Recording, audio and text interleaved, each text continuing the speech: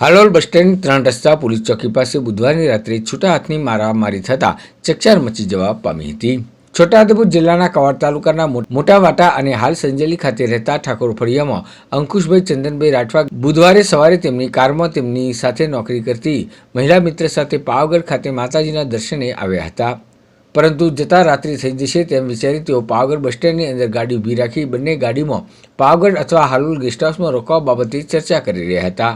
રાત્રિના 8 વાગ્યાના સમયગાળા દરમિયાન હાલોલ બસ સ્ટેન્ડ 3 રસ્તા પોલીસ ચોકી પાસે પહોંચતા ઇકો ગાડી પાછળથી આવી તેમની ગાડી આગળ લાવી તેમને રોકી ઇકો ગાડીમાંથી લોખંડની પાઇપ લાવી અંકુશભાઈની ગાડીના આગળના કાચને મારી કાચ તોડી નાખ્યો હતો અને ગાડીમાંથી બહાર કાઢી લોખંડની પાઇપ વડે મોઢા પર મારામારી કરતા મારથી બચવા ફરિયાદી અંકુશભાઈએ પોતાની કારમાંથી લાકડી લઈ ઇકોવાળાને માર માર્યો હતો. ભરચક એરિયામાં મારામારી થતાં લોકટોળા એકઠા થઈ ગયા હતા, જેને લઈ ઇકો ગાડીવાળા બંને ભાગી છૂટ્યા હતા.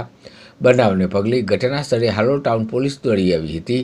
થયેલ મારામારીમાં ઇજાગ્રસ્ત થયેલ ફરિયાદી અંકુશભાઈને સારવાર અર્થે હાલોલ રેફરલ હોસ્પિટલ ખાતે લઈ જવામાં આવ્યા હતા.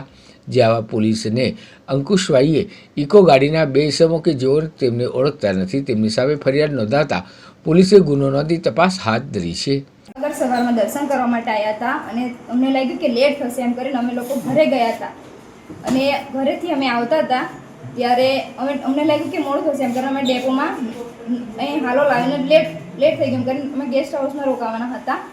પણ ત્યારે છે ને અમે ઊભા હતા ગાડી પાર્કિંગમાં મૂકી તે ડેપોમાં અંદર અને જે પેલા 2 ભાઈ હતા ને આવીને પૂછ્યું કે ગાડી કેમ તમે અહીં મૂકી. અમે ખાલી બહાર ઊભા હતા અને મેં અંદર હતી અને અંદર હતી ને એટલે પછી બહાર ગઈ ને મેં કીધું શું થયું છે એમ એટલે 2 જણા કે શું તારી દાદાગીરી છે એમ કરીને લોકો છે ને પછી આવ્યા 2 જણ લોખંડની પાઇપ લઈને પછી અહીં છે ને માથા પર દારૂ રેડ્યો અને દારૂ રેડ્યો ને એટલે પછી છે ને લોકો કે તારું ટાઈ પણ છે એમ કરીને પછી બહાર આવ્યા અને એમને છે ને બહુ માર પાડ્યો. અમને અમારો માર નહીં પાડ્યો, પાછળ પીછો કર્યો હતો. અમે અમારી ગાડી આગળ આવતી હતી અને એ લોકો પાછળથી બહુ પીછો કર્યો અમારો લોખંડની પાઇપ લઈને અને 2-3 વાર કાચ પર ઉતાર્યું હતું, માર્યું હતું કાચ પર.